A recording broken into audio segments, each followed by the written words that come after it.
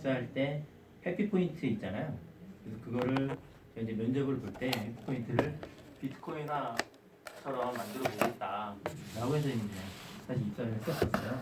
그리고 이제 생각대로는 안 되고 현실에 이제 맞춰 살다 보니까 아니 까맣게 믿고 지내다가 최근에 갑자기 이제 폭발적이 되면서 이제는 비트코인이나 블록체인에 대해서 모르시는 분이 없는 것 같아요. 그래서 오히려 여기 계신 분들이 더 잘 아실 수도 있는데 저는 이 기사나 이런 뉴스를 보면서 제가 궁금해하고 했던 부분들이 있어서 이게 도대체 뭐지? 하면서 사실은 좀 자료를 좀 만들어봤습니다. 그 후에 이제 교육하고 어떻게 연관을 지을까를 사실 고민을 좀 했는데 아직 답을 이제 완전하게 찾지는 못했고요. 그거는 같이 이제 보면서 하면 될 것 같아요. 일단 인타임이라는 영화 혹시 보신 분 계신가요? 예, 약간 봤어요. 네, 이 영화 꼭 보셨으면 좋겠어요. 왜냐면 이 영화가 뭐냐면 여기 보면 시간이 있잖아요. 이 시간이 25살 때 사람이 태어나서 25살 때까지는 그냥 살아요. 그냥 살다가 26살 때부터는 이 공룡 기업이 있어요. 아마존 같은 전 세계를 점령한 얘는 이제 시간을 관리하는 기업이에요. 기업 태어나 이제 26살 되는 해에 이 팔에다가 다 시간을 부여를 해요. 하루. 그래서 얘는 노동을 해야 그 시간을 벌어야 돼요. 그게 자기 수명이 되는 거예요. 하루밖에 안 줘요? 네, 하루밖에 안 돼요. 이제 물려받은 사람도 있고 뺏을 수도 있고 증여받을 수도 있고 영화 내용이 이제 그런 거. 그래서 저 시간이 뭐 1억 시간 뭐 이런 좀 만든 사람은 불로장생하는 거예요. 한마디로 늙지도 않아요. 뭐 하여튼 영화가 좀 그런 영화인데 늙지도 않는다. 예. 그래서 시간이 이제 허비가 되니까 이게 뭐 떨어지기 전에 자기가 무슨 노동을 하든지 뭘 하든지 뭐 강도짓을 하든지 뭘 해서 자기 생계를 저런 식으로 유지를 해야 되고 커피를 마실 때도 뭐 3분짜리 뭐 커피 마시고 그럼 커피가 3분이야 그러면 마시면 3분이 까지는 거예요. 이걸 다 결제하고 그래서 굉장히 인상 깊게 봤는데 향후에는 어쨌든 이런 식의 어떤 디지털 세상이 멀지 않았다. 물론 이건 좀 약간 어떻게 보자면 극단적이긴 하지만 그런 세상으로 가는 것 같다. 그래서 한번 꼭 보셨으면 좋겠다고 생각을 하고요. 제가 이제 고민했던 거는 비트코인이 도대체 뭐길래 이렇게 난리냐. 사실 이 자료를 준비했던 거는 작년 말이었어요. 그때만 해도 그렇게 뭐 아니었는데 갑자기 뭐 작년 말부터 하고 올랐잖아요. 비트코인은 어떻게 없는 건지 채굴이라는 걸 한다는데 도대체 채굴이 왜 채굴인 건지 뭐 국가가 없이 어떻게 이게 관리가 되지? 그리고 블록체인은 또 뭐야? 뭐 수학 문제를 풀면 이 비트코인을 준다는데 수학 문제가 더하기 빼기인지 알 수가 없더라고요. 그래서 이게 도대체 뭘까? 그래서 또 이더리움, 뭐 비트코인 캐시, 뭐 얘네들도 나오고 도대체 앞으로 미래는 도대체 어떻게 되는 거야? 이 고민에서 사실 저도 뭐 지켜봤었습니다. 그래서 도대체 얘네들이 뭐냐? 이게 이제 비트코인 가격을 잠깐 본 건데요. 뭐 이 전에도 있지만 2015년부터 쭉 하다가 작년 이제 올해 그러니까 작년부터 조금씩 오르더니 작년 말부터 뭐 미친 듯이 해서 거의 2,000달러, 2만 달러까지 갔었죠. 근접하게. 지금은 다시 뭐 3만 달러에서 좀 유지되고 있는데 이게 왜 이렇게 갑자기 이렇게 됐을까라는 부분들을 좀 보려고 합니다. 비트코인이라는 거는 정확하게 이제 나온 논문인데요. 사토시 나카모토라는 사람이 만들어낸 논문인데 2008년 9월 31일입니다. 저 2008년이라는 숫자가 저한테는 굉장히 좀 의미가 좀 다가왔었어요. 그래서 비트코인이 피어투피어 일렉트로닉 캐시 시스템 이게 정확한 명칭이고요. 뭐 어쩌고저쩌고 써 있는데 제가 영어를 잘 못해서 뒤에 그냥 한글로 번역을 했어요. 그래서 기본적으로 P2P 버전의 전자화폐가 금융기관의 개입 없이 한쪽에서 다른 쪽으로 직접 보낼 수 있는 온라인 지불 수단이다라고 정의를 합니다. 그래서 부정행위를 방지하기 위해서 제3자가 개입한다면 이거는 비트코인은 아니다. 무슨 말이냐면 기본적으로 P2P이기 때문에 개인과 개인 간의 어떤 처리 기간이기 때문에 아무리 좋은 누구라도 제3자가 관여를 한다라고 하면 이 시스템은 의미가 없다라고 이제 정의를 내려버린 거예요. 그래서 이게 굉장히 좀 중요한 얘기고요. 비트코인을 누가 만들었냐에 대해서는 아직도 사실은 수수께끼예요. 비트코인. 사토시 나카모토라는 사람이 개인이다, 아니 그룹이다는 얘기도 있고, 그 호주 사람이 내가 사실은 사토시 나카모토라고 했는데 사실 그것도 불분명해요. 그런 상황이고요. 2009년 1월 3일날 최초로 이제 비트코인 소스가 공개가 됩니다. 그리고 SHA 시큐어 해시 알고리즘이라고 하는 건데 이오리 기반의 암호 해시가 있고요. 그래서 총 발행량은 2,100만 비트코인이에요. 이게 100년간 만들어집니다. 100년간 발행이 되고 현재는 한 1,700만 정도 되어 있고요. 이제 400만 정도 남은 거죠. 그리고 블록을 이 보상 코인이 이 4년마다 이제 반으로 줄어요. 이거 자세하게 뒤에 설명을 할 텐데 이 블록이라는 거를 이제 만들어지는 게 이제 비트코인을 만드는 건데 그 만들어지는 게 처음에는 50 비트코인이었어요. 점점 이제 반으로 주는 거군요. 4년 반으로 그렇게 해서 100년간 만들어지게 되어 있어요. 자, 문제 하나 낼게요. 사토시 나카모토가 개인일까요? 단체일까요? 그냥 찍어서 사실 개인 단체라고. 단체 찍어서 2대 2네요. 저는 단체라고 봐요. 왜 그러냐면 이 논문에 보면 여기 위라고 썼어요. 이 사람이. 이 논문에 그래서 저는 분명히 어쨌든 여러 명이다 라고 저는 그 논문에 저 사람이 위라고 썼기 때문에 좀 그렇게 추정을 좀 하고 있습니다. 가끔 문제 나와요. 줄까봐.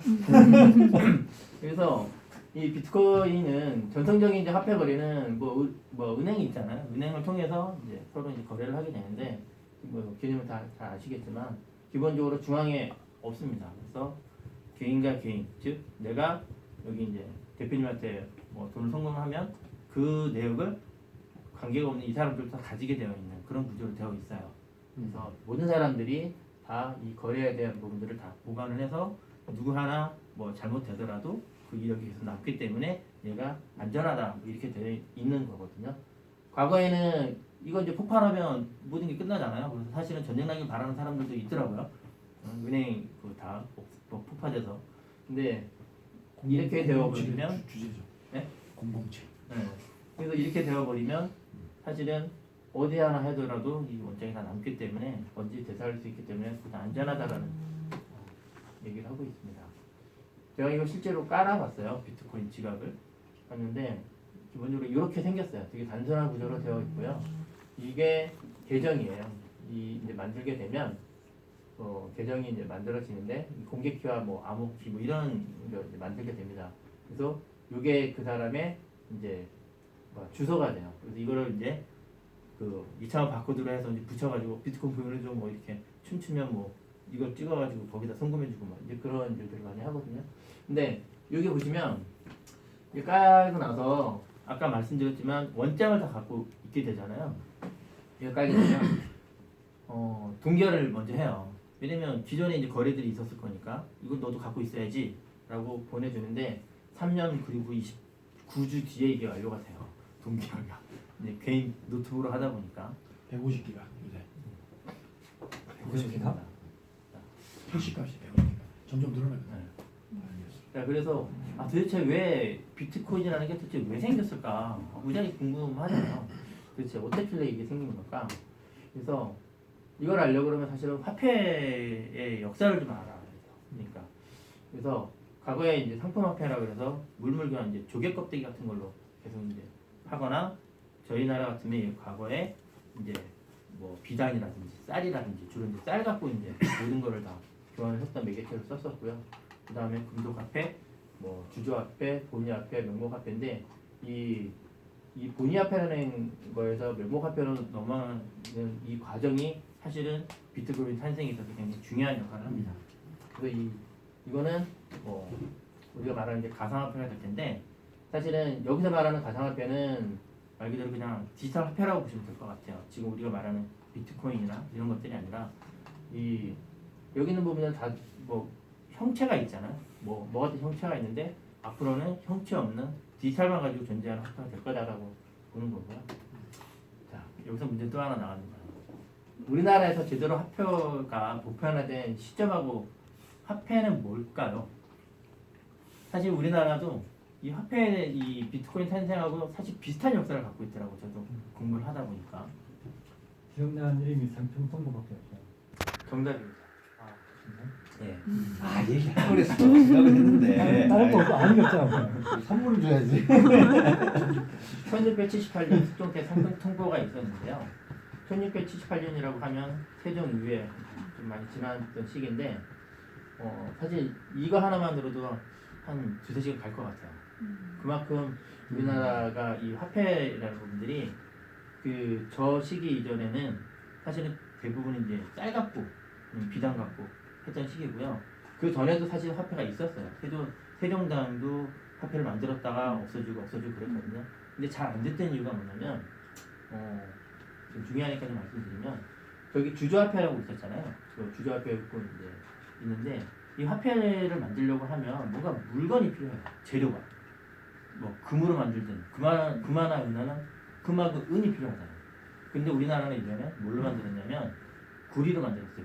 우리나라는 금하고 은이 이렇게 귀하던 시기니까 뭘로 만들까 하다가 구리로 만들었거든요. 근데 구리로 만들었는데 이게 세종대왕께서 어쨌든 이 화폐를 만들었으니까 녹봉을 줘도 야 이걸로 해. 쌀은 이제 안 줄 거야. 주니까 이제 불만이 많은 거예요. 통역인데 안 되는 거야. 근데 구리를 싹 긁어 모아서 화폐를 만들었는데 구리가 안 나오는 거예요. 그러니까 구리가 비싸지는 거야. 내가 100냥을 갖고 있는데 구리가 100냥이 넘어. 그러니까 얘를 녹여요. 돈을. 그래서 구리를 만들어. 그러니까 이게 돈이 안 도니까 이게 적게 되는 거거든요. 지금 비트코인이 그거잖아요. 사실은. 통용이 안 되니까 비싸지는 거거든요. 그 원리거든요. 그래서 이 화폐라는 게 굉장히 하고 이런 것들이 이제 실물의 어떤 뭔가를 가지고 만들다 보니까 벌어지는 일인 것 같아요. 뒤에 이제 자세히 나오는데 그러면 우리나라는 그런데 전체적으로 이제 이 국제 통합 변천을 또 이게 좀 알아야 되는 상황이에요. 왜냐면 1819년에 이제 영국이 처음으로 금 본위제를 시작을 했어요. 이걸 왜 시작을 했냐면 그 전에는 이제 아까도 말씀드렸지만 주조화폐 시기에 금화와 은화를 이제 가지고 했단 말이에요. 금덩어리, 은덩어리 이런 거 갖고 이렇게 하다 보니까 금은 무겁잖아요. 무거우니까 이 세공업자들 있죠. 세공업자, 금세공업자들 그 사람들한테 금덩이를 맡겨요. 그래서 뭐 내가 뭐 예를 들어서 뭐 10돈을 맡겨. 그러면 10돈을 맡기면 세공업자가 너 10돈 알았어. 종이에다 써서 줘요. 너 10돈, 금 10돈짜리 줬어. 알았어. 10돈짜리 이거 갖고 있어. 보관증이 되는 거죠. 근데 이 보관증이 가서 이제 내가 이제 딴 데서 예를 들어 쌀을 사야 된다고 금을 가지고 사야 되는데 원래는 그게 아니고 보관증 가지고 주는 거예요. 야, 나 보관증 있으니까 이걸로 네가 나중에 찾아가고 이걸 뭐 우리 마치 수표처럼. 그러니까 이게 화폐처럼 이게 돌아다니는 거예요. 지금의 지표처럼. 그러니까 세공업자들이 이게 쭉 보니까 나 그냥 막 찍는 거죠 이제 종이를. 금이 없음에도 불구하고 누가 맡긴 게 아님에도 불구하고 이거를 막 보관증을 막 발행을 해요. 그러니까 시장에 보관하고 있는 금보다 이 보관증이 더 많이 굴러다니는 거예요. 그래서 영국 정부에서 이것들 봐라. 야, 다 필요 없어. 우리가 다 할 거야. 나라에서 관리할게. 라고 해서 하는 게 이제 저 금본위제 시작이에요. 그래서 이제 모든 나라가 대체로 이제 저 금본위제를 이제 따라갑니다. 따라가다가 이제 전쟁이 이제 발발하니까 이제 금이 막 필요하거든요. 그러다 보니까 이제 야, 일단 금 정지. 전쟁 끝나고 다시 해라. 뭐 그러다가 또 이 1차 세계대전이 이제 발발을 했는데 아시다시피 그 미국은 1차 대전 거의 막바지에 참전을 하거든요. 그러니까 영국이나 뭐 이런 독일이나 다 참전을 했을 때 이 뭐 전쟁 뭐 폐허가 되니까 근데 미국은 이 영국이나 애들한테 막 전쟁 물자가 필요하니까 금을 받고 물건을 대주고 막 이랬어요. 그러니까 미국이 엄청나게 호황이 되는 거죠.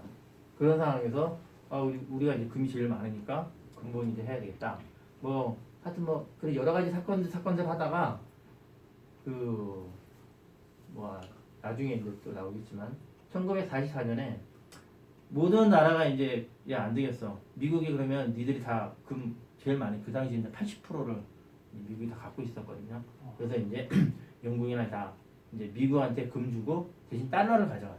달러를 뭐 기축 통화로 해서 하자 이렇게 해서 했는데 나중에 미국이 아까도 똑같은 형태로 이 금봉환증 하듯이 달러 계속 막 찍어내요. 막 그냥 몰래 자기네들 자국 또 살리려고. 근데 2차 세계대전도 들어가고 여기 뭐 한국 정리, 베트남 정리 이런저런 막 그러다 보니까 미국도 이제 경기 부양을 위해서 금이 없음에도 불구하고 금 양보다 훨씬 많은 달러를 엄청 찍어내게 돼요. 그래서 이제 보니까 영국의 드골 장군이 드골 대통령이 야 너는 이상해. 뭔가 있어. 우리 니들 달러 줄 테니까 다시 금 내놔. 배째라고 해서 이제 1971년에 이제 우리 못 주니까 그냥 없었던 걸 하자. 난리가 난 거죠. 이제 대공황이 이제 그렇게 시작이 됩니다. 브레턴 우즈 협정이라는 게 있는데요. 이게 뭐냐면 이 아까 이제 전쟁 이후에 다시 이제 4년에 이제 채택을 합니다. 이제 모든 나라가 이제 근본위전을 하다 보니까 이게 하지 말고 달러가 중심으로 하자. 그래서 1대1로 해요. 달러 1온스에 35달러라고 딱 못을 받고 대신 그만큼만 달러를 발행하기로 원래 약속을 한 게 이거예요. 브레턴 우즈 협정인데 그리고 모든 나라는 이 환율에 따라서 달러를 바꿔준다. 이게 이제 브레턴 우즈 협정이거든요. 근데 아까 말씀드렸듯이 드골 대통령이 이상해, 쟤네 수상해, 야 줘, 라고 해요. 그래서 배짜라고 나오죠. 근데 과거에는 어땠냐면 요 밑에 보면 이 골드코인 페이어가 어쩔 해서 야 이 달러는 금하고 바꿀 수 있어 라고 했었어요. 그게 이제 1944년 브레턴 우즈 정책에 의해서. 근데 1971년도에 니슨 대통령이 배째 이후부터 그 문구가 없어집니다. 달러. 그래서 이제부터는 모든 나라가 그냥 각자 알아서 살아. 니들이 알아서 그냥 재량껏 발행하고 재량껏 써 라고 해서 서로 간의 가치는 그때그때 상황 봐서 바꾸지 뭐 이렇게 되는 상황이 이제 한 거죠. 자 그러면 이제 금이 이제 과거에 이제 계속 중심이 됐었는데 금값이 도대체 언제부터 폭등한 걸까요? 질문. 제 힌트는 드렸었어요. 바로 넘어갈게요. 그래서 이거는 이제 뭐 쭉 이제 화폐 가치가 쭉 바뀌는 건데 이제 브레턴 우즈가 이제 71년도에 포기를 했었고 2008년에 리먼 브라더스 사태가 발생을 합니다.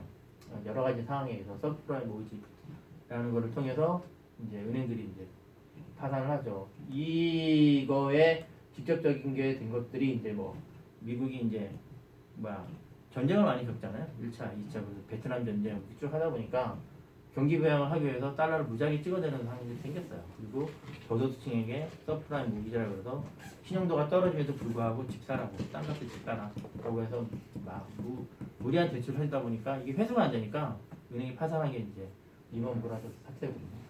그래서 베어스터스하고 리먼 브라더스 사태를 겪으면서 이게 2008년이에요.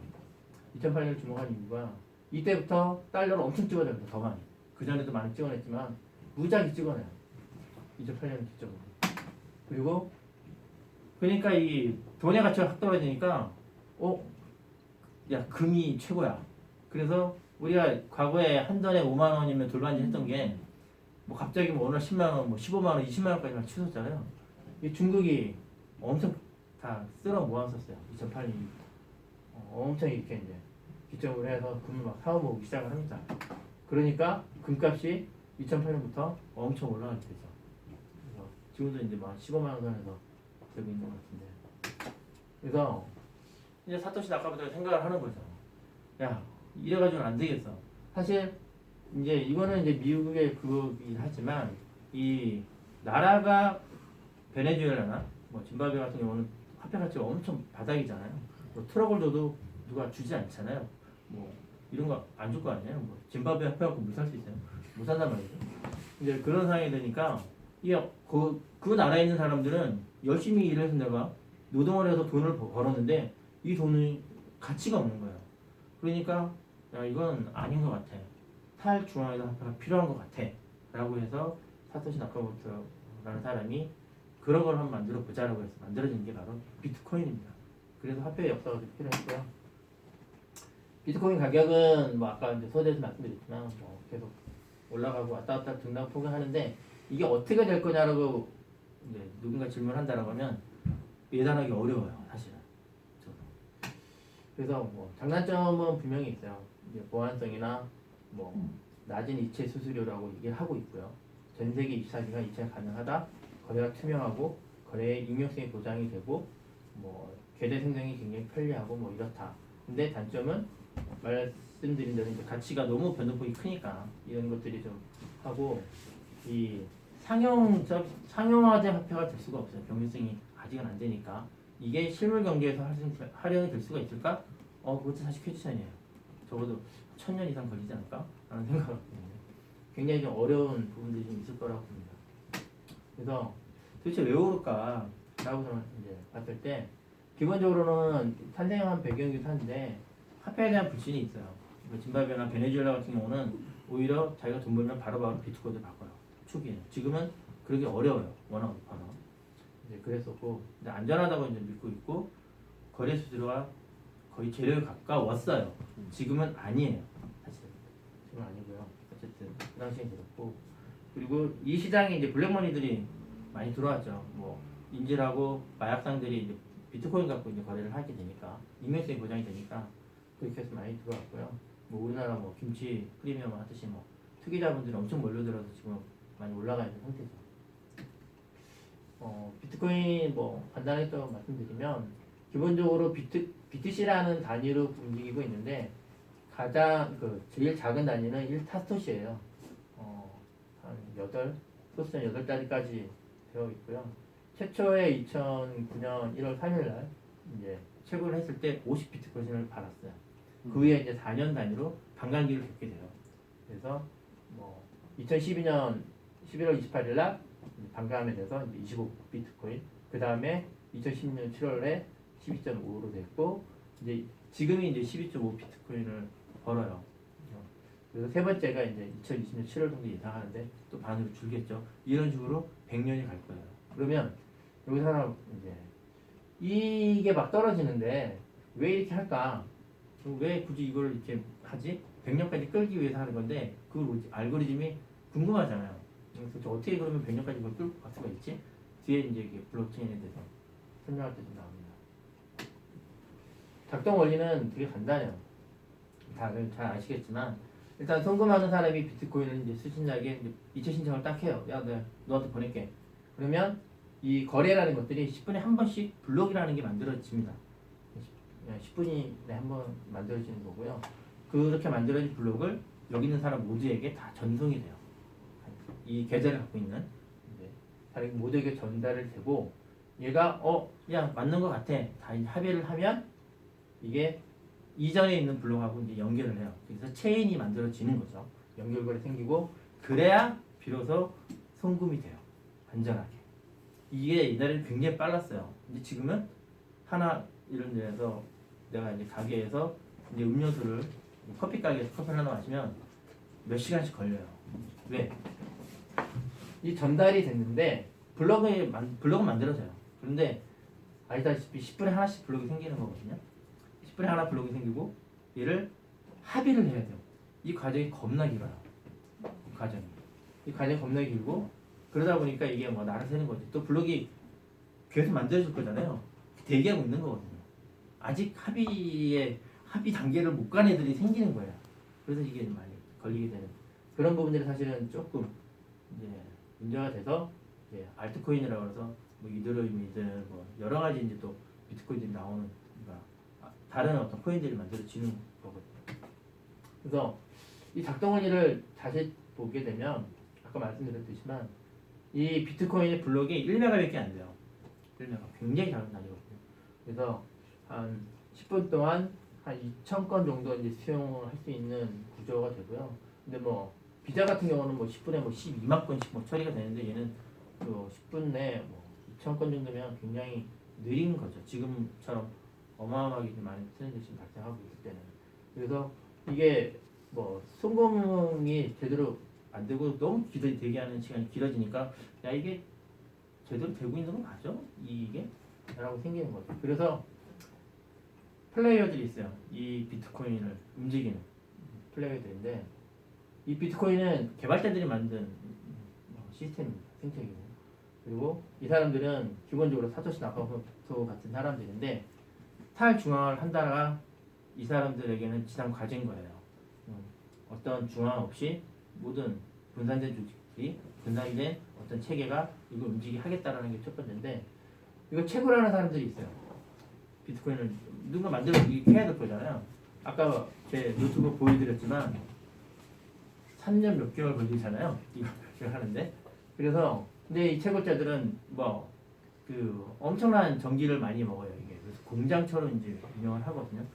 그래서 근데 문제는 뭐냐면 전 세계 80%가 중국에 있어요. 그 채굴이. 그래서 비트코인을 움직이는 4%만이 전 세계 90%의 비트코인을 4% 사람이 갖고 있어요. 이게 굉장히 이제 문제가 되는 거죠.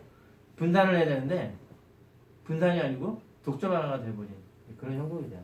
그리고 이제 비트코인 소유자는 이제 말 그대로 이제 빗성 같은 데서 이제 내 돈 내고 그냥 사는 거죠. 이 사람들은 계좌가 없어요. 계좌는 빗성이나 이런 데서 갖고 있고 그걸 통해서 그냥 거래만 하는 거거든요. 그래서 그러다 보니까 이제 싸움이 벌어져요. 아까 말씀드렸듯이 1메가는 너무 한계가 있으니까 야 이거 너무 속도가 느려. 이거 방법을 찾자. 그래서 이제 이 사람들이 2017년 5월에 만나서 뉴욕에서 만나서 결정을 해요. 야 그러면 메모리 늘리자.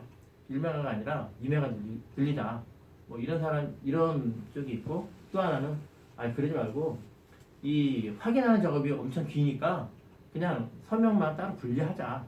이런 게 있어요. 근데 메모리를 늘리자라고 하는 데는 채굴자들이에요. 이해관계가 좀 있어가지고 그렇게 해서 만들어지는 게 합의가 안 돼서 여기 이렇게 해서 만들어지는 게 비트코인 캐시예요. 이거를 비트코인 채굴의 리더가 비트메인이라는 이제 조직인데 이게 이제 중국 친구예요. 세계 최대 채굴 조직이거든요. 걔네가 만든 게 비트캐시입니다. 그리고 얘도 한 몇백만 원 하죠 지금. 그리고 비트 개발자들이 만든 이제 서명만 분리해서 좀 가볍게 하자. 그래서 만드는 게 비트코인 골드예요. 이건 이제 용어로 뭐 하드 포크니 소프트 포크니 이런 용어로 해서 이렇게 이제 분기가 되죠. 또 다른 코인이 만들어지는 거예요. 그래서 이 코인이 되게 많아요. 뭐 다 아시겠지만 뭐 이더리움, 뭐 라이트코인, 리플, 뭐 대시, 뭐 굉장히 많은데 각각의 특징들이 많이 있는데 특징적이라고 하면 그 중에 눈여겨볼 게 이제 리플 같은 경우가 얘는 채굴이라는 용어를 쓰질 않아요. 채굴하지 않습니다. 얘는 전 세계 그 어디더라? 그 금융기관이 만든 거예요. 금융기관에 참여를 해서 송금을 해외 송금을 내기 굉장히 간편하게 하겠다라고 해서 만들어진 게 저 리프이라는 거고요. 한 1,000억 개 정도는 한정이 돼서 이걸 가지고 이제 유통시키겠다라고 했던 거고요. 이더리움 뭐 많이 들어보셨겠는데 이더리움도 굉장히 꽤 괜찮은 그 부분이에요. 얘는 그 비트코인은 단순하게 내가 A가 B한테 돈을 송금한다 이 개념이지만 얘는 조건이 붙어요. 내가 뭐 대표님한테 예를 들어서 뭐 10,000원 송금할게요. 단 제 강의를 들었을 경우에 한해서 이런 어떤 조건들을 붙일 수가 있어요. 아니면 뭐 또 다른 조건 비가 오면 뭐 이런 어떤 그런 스마트 컨트랙트라고 해서 그런 부분들을 가지고 얘가 움직이게 됩니다. 그리고 얘는 뭐 블록체인 안드로이드 뭐 디지털 석유 뭐 이런 이제 명칭이 붙을 정도로 얘가 앱도 앱 내에서도 운영될 수 있고 항상 굉장히 좀 좋은 그런 부분들을 가지고 있죠. 그래서 용어를 잠깐 정리를 좀 하면 블록체인은 말씀드렸듯이 이제 최초로 블록이라는 거 만들어졌을 거잖아요. 그거를 계속 10분 단위의 거래들을 만들어진 블록들을 계속 연결하는 게 이제 블록체인이라고 얘기를 하고요. 채굴이라는 거를 이제 마이닝이라고 얘기를 하는데 얘는 새로운 비트코인을 만들어내는 과정이라고 보시면 될 것 같아요. 채굴이라는 거에는 이 작업 증명을 같이 포함을 하고 있습니다. 채굴은 무슨 말이냐면 비트코인이 만들어진다고 그랬잖아요. 비트코인이 만들어질 때는 내가 문제를 푸는 것도 필요하지만 얘를 합의하는 때도 이 비트코인을 받아요. 그렇기 때문에 같이 얘기를 하는 거고요. 세그잇이 아까 말씀드렸던 이제 증인 분리인데 이제 전자서명 아까 이제 전자서명을 분리하자 그렇게 해서 만든 게 이제 세그잇이라는 표현을 많이 쓰고요. 하드포크, 소프트포크가 있는데 이 포크가 말 그대로 이런 포크더라고요. 그래서 이렇게 갈라진다라는 의미로 포크인데 하드포크는 완전히 이제 시스템 자체를 그냥 개선을 해서 만들어지는 거예요. 그래서 비트코인 캐시나 비트코인 골드가 이제 가스포크에 해당이 됩니다. 그래서 펌핑은 이제 가격을 강제로 올리는 현상이라고 하는데 지금 그렇게 이제 용어들을 좀 많이 쓰고 있더라고요. 네, 블록체인에 대해서 그러면 블록체인 얘기를 하는데 이게 도대체 어떻게 동작을 하는 걸까? 사실 고민 잘 이 자료를 찾아도 잘 이렇게 해답을 이렇게 주지는 않더라고요. 그래서 문제를 풀면 된대요. 그래서 문제 도대체 어떤 문제? 더하기 빼기야? 모르겠더라고요. 그래서 좀 많이 봤는데 이 비잔티움 장군의 문제라는 게 이게 보니까 학설 중에 하나더라고요. 이게 풀리지 않았던 문제 중에 하나예요. 뭐냐면 이 성이 있는데 이 성에는 300명이 있어요. 그래서 동서남북 이 5군데에서 한 100명씩 내가 군대를 갖고 있는데 이걸 이제 공격하려면 최소한 300명 이상이 공격을 해야 얘를 쓰러뜨릴 거잖아요. 자 그러면 야 우리가 내일 새벽 아침 10시에 공격하자 라고 전령을 보내요. 얘가 보내고 얘가 보내고 얘가 다 떨어져 있으니까. 근데 옛날에 말 타고 가서 해야 될 거잖아요. 근데 중간에 배신자가 있어서 야 10시라고? 9시라고 보내야지. 9시라고 보내야지. 그러면 얘네는 9시에 갔다가 죽을 거잖아요. 얘네 둘만 먼저 갔다가 작살날 거잖아요. 그래서 야 이 떨어지는 애들을 어떻게 안전하게 이걸 할까? 이게 사실은 뭘 뿌리 깊은 숙제였다고 하더라고요. 이걸 해결한 게 블록체인 기술이라고 하더라고요. 그러니까 이 문제를 푸는 과정에서 나타난 게 블록체인 기술입니다. 그렇죠. 그래서 블록체인은 뭐 이렇게 주제를 써 있지만 기본적으로 이 블록 헤더와 거래 정보 이 두 가지로 구성이 되어 있어요. 블록 헤더는 뭐 뒤에 다시 나오겠지만 버전 이 버전이 얼마고 이 앞에 블록이 어떤 건지 프리비어스 뭐 블록 해시가 뭐고 마커 해시 그리고 타임 비트 넌스 이런 것들이 있는데 자세히 설명을 좀 드릴게요. 뭐 여기까지는 뭐 그럴 것 같아요. 근데 얘는 뭐고 타임 상상된 시간이니까 뭐 그럴 수 있어. 비트 난이도를 조절하는 수치. 그래 뭐 뭔가 난이도를 하나. 넌스 이게 키예요. 블록체인 핵심은. 사실은 블록체인 핵심은 이 두 개가 키라고 봐도 과언이 아닌 것 같습니다. 그래서 블록체인은 일단 가장 최근에 연결된 블록이 과거의 모든 거래를 다 포함하고 있어요. 블록이라는 것 자체가. 근데 아까 우리가 딱 하나 생각하고 아니 블록이 계속 만들어지잖아요. 그럼 만들어지면 얘도 검증을 하는데 블록 만드는 나 혼자는 아니니까. 근데 블록이란 이 비트코인을 얻는 거는 달리기 싸움하고 똑같거든요. 여기 5명이 있는데 제일 빨리 만든 사람에게 그 비트코인을 줘요. 제일 빨리 만든 사람. 뭐든 이거 나 다 맞았으니까 다 줘. 이건 아니에요. 빨리 만든 사람에게 주는 거예요. 그러면 내가 놓쳤어. 그럼 빨리 다음 블록을 만들어 내가 빨리 작업 증명을 보내야지 만들어서 이거거든요. 이 싸움이에요. 그래서 결국엔 그러면 중간에 내가 못 만든 사람도 있고 못 붙인 사람도 있을 거잖아요. 그러면 얘를 가장 긴 블록을 인정해 주는 거예요. 아까 저거 다운받는 거 맞죠? 3시간 아니 3년이죠. 3년 몇 시간 그게 여태까지 있는 블록을 다 다운받는 거예요. 이제 그런 식으로 이제 그렇기 때문에 블록이 유지가 되는 거고요. 뭐 그렇습니다. 그래서 그렇게 오래 걸리나? 당나귀 같은 거로 영화 받을 때 150기간 한 6개월은 될 것 같은데. 모르겠어요. 그건 안 되잖아. 숫자는 그렇게 나오더라고. 네. 그래서 비트코인 똑같은데요. 송금을 하고 블록에 만들어지고 모든 사람에게 이제 블록을 전송을 하고 타당성 확인하고 연결하고 실제 송금을 알려준다. 이거랑 같은 맥락입니다. 장점은 비슷하고요. 자, 여기서부터인데 도대체 마이닝이 뭐냐? 마이너. 블록이 최초에 만들어졌어요. 그러면 얘한테는 얘가 이전 블록이죠. 이전 블록 값을 만들어주고 얘가 또 만들어지면 얘는 이전 블록의 해시값인데 해시값과 거리 정보 10분 단위의 거리 정보를 갖고 있어요. 계속 이런 식으로 만들어지는데 그 블록의 보상은 지금은 이제 한번 블록이 만들어지면 12.5 비트코인을 줘요. 보상으로. 거기에 수수료도 줍니다. 이 수수료는 뭐냐면 이것도 좀 재밌는 것 같아요. 다 만들었잖아요. 내가 5명이 만들었어. 내가 이제 그 블록을 만들었는데 내가 대표님한테 이제 송금을 했어요. 그러면 내 거래가 채택이 돼야 될 거 아니야. 블록에 들어가야 내가 물건을 팔든 뭘 하든 거래가 완료를 쫑을 치니까. 그럼 내가 수수료를 내가 정해요. 야, 내 블록 채택해주면 내가 이만큼 수수료 줄게. 수수료가 전에는 0이었어요. 장점 중에 하나가 0, 그게 굉장한 장점이었는데 그게 지금 장점이 아닌 거죠. 내 수수료를 높여야 내 블록이 채택이 되니까. 근데 이게 이제 P2P의 맹점일 수도 있는 것 같아요. 왜냐면 내가 검증을 해줘야 되잖아요. 여기 내가 대표님한테 보냈는데 이 세 분은 그 거래에 참여된 사람은 아니겠는데 나는 왜 내가 이 고생을 하지? 뭔가 줘야 될 거잖아요. 그 보상이 저 수수료거든요. 그래서 싸지 않습니다. 그래서 이 프로브 작업 증명이라고 이제 얘기를 많이 하는데 도대체 저 작업 증명이 뭐냐? 그래서 뭐